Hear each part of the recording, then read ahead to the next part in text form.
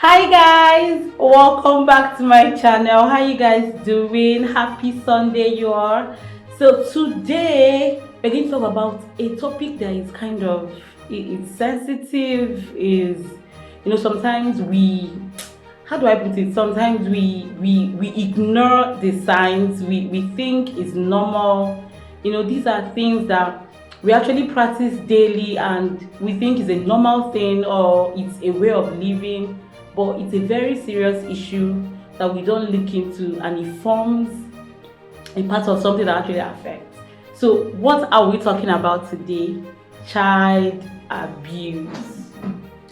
Now, whenever you ask someone what is child abuse, the first thing that comes into that person's head is sexual. When someone sexually assaults a minor, and then who is a minor? A minor is someone below the age of 14, and then a young person is someone below the age of 17. So, but all these persons are all children under the Child Rights Act. So, whenever we talk about child abuse, the first thing that comes to people's head is when a child is sexually abused. It's part of it, but that's not really what constitutes child abuse. So before we get right back, I'll tell you exactly what child abuse is, how it affects a child, and how to prevent it. So now, what is child abuse? When we talk about child abuse, what does it entail? Like, what is it that can be said that a child has been abused? Now, child abuse is an act that causes severe physical and emotional harm to a child. I will include mental. Yes, I know, yes, I've mentioned emotional, but I will add mental harm to a child. There are some certain actions and there are some certain things that happen to a child and we neglect it and we think, is this child abuse? Is it what we are talking about? Something that can cause harm, whether it is physical, whether it's an emotional, whether it is mental. This mental is my own definition. Like, when you say a child has been mentally disturbed, there's some children, I don't know if you go to classes, at least by the grace of God, I've taught toddlers, I've taught teenagers, I've been opportune to relate with them and the way they reason and the way they behave. Now, if you see a child that is abused, there are some certain acts that they display. If you're actually a teacher in schools or you're a teacher in Sunday school in church, at least you should notice some of these things and know them. So before we look further, we're going to talk about what constitutes child abuse. Like, what are the various forms of child abuse? What is that thing that will make a child to be abused? Or rather, what is that thing that we can actually say this child is being abused? Now, number one thing that can make a child to be abused is physical abuse. Now, what constitutes a physical abuse? A physical abuse is, yes, the Bible said we should train up a child in the way they should go, and when they are old, they will not depart from it. Now, physical abuse is when you hit a child with something that is not appropriate. Like, you see a child of 6 years, they're using belt to flog that child. Belt is not appropriate. Use a cane. Imagine you flogging a child, and I don't even know how belt is with the head. We use it to flog children. That is an abuse. Use a cane to flog that child. A cane is better. Use a cane or use something else. But please don't use belt. Some use iron. I've seen that one. Nobody told me of this one. That the place we used to live before, there's this man that has 3 sons and a girl. What he uses on his sons are iron. Like, this man uses iron on his children. That is actually an abuse. Do you know that if that man is being reported for that action, he will be reprimanded? So that is an abuse. Okay, and then let's leave that one. Then number 2 way in which a child can be abused is sexual abuse. Yes, that one is, people know about it. People know about sexual abuse. It's everywhere. That's why we tell parents to be very careful. And now, when can a child be abused? Like I've stated earlier, a child can be sexually abused both by males and by females. A female child can actually be abused by a female, by a female assailant. For example, once you use your finger to finger a girl, that child has been abused, and it can also be done by a male assailant or a female assailant. Now, who can be called children in that aspect of abuse? Like I said earlier, a minor is someone that is below 14 years, and then a young child, a young adult, or rather a young child can be someone that is below the age of 17 years. So all of them are under the Child's Right Act. So all of them are children. So if someone is being abused at that age, like for 17 down can be termed, without consent, but from 14 below, that person is a minor. You'll be held responsible. That one is an abuse.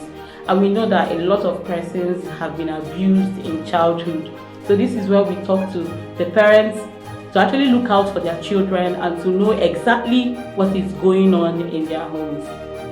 And number 3 thing that constitutes child abuse is emotional child abuse. Emotional. Are you aware that your child can be abused emotionally? Do you know that whenever a child witnesses his or her parents quarreling in their presence, you're actually constituting emotional abuse? Do you know that whenever a man beats his wife in front of his children, you're actually constituting emotional abuse? Like, it affects that child's emotions. It makes the child not have a balanced emotion. For example, there was this story I heard that a child went to school and they were in class, so they were asking them these questions like, what constitutes a weapon? Like, who can show us what a weapon is? After the teacher finished, teaching them and tutoring them about weapons and the dangers of weapon and how weapon affects us, what did this child say? The child raised his hand and said, an example of a weapon is a size 2 that stays in the parlor. The teacher was kind of perplexed, like, how can a child like this be calling a size 2 a weapon? They now asked him, he now said, that is what my daddy uses to hit my mom and she cries. So you see, that means an emotional abuse on the children. Even when you expose them to something that is not really proper, even a child that is, I see children selling things on the road. That thing is child abuse, and it also is an emotional abuse because he exposes them to a lot of things. He exposes them to rape, which comes towards sexual abuse. He exposes them to physical, in which someone can just hit them even without knowing that maybe they made a mistake on the way where as they are selling and someone beats them. This is what this also constitutes. Now, to number 4. Number 4 thing that constitutes child abuse is neglect. A lot of children are being neglected, especially in this 21st century whereby everybody is working. I don't blame parents because they have to provide for their children. But the little time you have to spend with that child, please stay with that child. A lot of children feel unloved. That is an abuse. Neglect is an abuse. When you neglect your child, it's an abuse towards that child.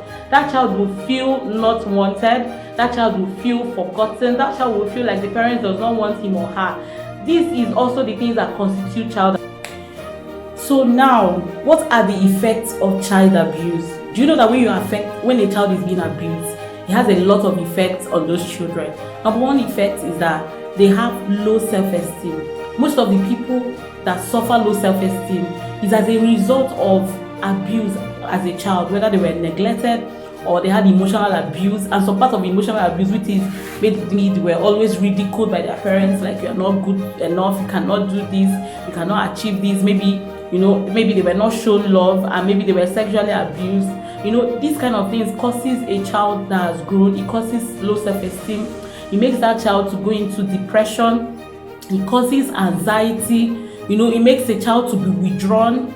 That's why they tell parents that if you have children that are growing and you notice that they are withdrawing, you need to go back and check what the cause is. It makes a child to be withdrawn. It causes a lot of things. These are the things that child abuse causes.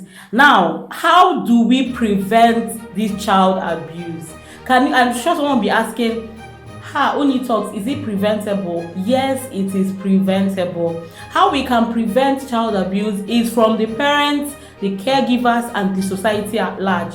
I beg you as a parent, if you are not available, make sure that the person you're bringing into your household can be looked at. And also beg parents, please don't send forth your children to go and sell things. if they are not able. For example, you see a child of 9, 8, 7, they are carrying things on their head, they are hawking on the streets. Do you know that those children are vulnerable? Like, they are open, they are more or less like chicken waiting for a vulture to come and catch them, or a hawk. You know, those children are vulnerable. Anything can happen to them. They can be abused by raping, sexually, emotionally, and all that. So parents, we need to be very careful. The society, and also see, as long as you're a human being, an adult, you are responsible for any child you see around you. If you see any child that is misbehaving, or you see any child that should be abused, please make sure that you help out. This prevention of child abuse is for everybody. It's not just for one particular person. And then as a parent, if you have a nanny or you have a house help, make sure you watch them closely. See, people are using CCTV cameras in their houses these days. If you can afford it, please buy. A lot of things are going on now that when you are out, there's this CCTV camera that you can actually place in your houses that you can be monitoring with your phone. All those things are ways you can, check out the things that are happening in your house and in your homes. And please, when you want to install, don't tell anybody, because if you tell a house help that you're installing a CCTV camera in your house, the person might maybe take your child out where the CCTV camera cannot capture. So if you're doing it should be a secret thing to do. And then parents, you should always have time for your children. Make sure that you befriend them, make them your friends. A lot of things are going on now. Make them your friends. So many children are being abused, both by drivers, by house helps, by their friends. So many things are going on. And then secondly, parents, before we forget, we should pray for our children. That's even the number one thing. Prevention of child abuse is prayer. We cannot do without prayer. That's even one of the major ways we can prevent this. Pray for your children. The little time you have, pray with them. Not just praying for them, also pray with them. Teach your child how to pray. Teach them the necessary things. As a female, as a mother, teach your daughter the necessary things. Tell her the truth. Don't beat about the bush. Some mothers, especially this thing that constitutes sexual abuse, we just tell our children, like when we were little, they say if a boy should touch you, you will get pregnant. Tell them the truth. Tell them the consequences. Tell them the effects that they will have if they misbehave. These are things you should do as a mother. And these are ways we can curb child abuse. Okay guys, I know you guys have gotten something from this topic. Like I always say in my previous videos, if you have any topic that you want us to talk about, please drop them at the comment section. I will talk about them. And then if you are watching this video for the first time, you're highly welcome. Please do well to like, share, and comment. Bring your friends, bring people. We have a lot of interesting topics for you all to watch and be blessed and learn, So do have a wonderful day. Bye.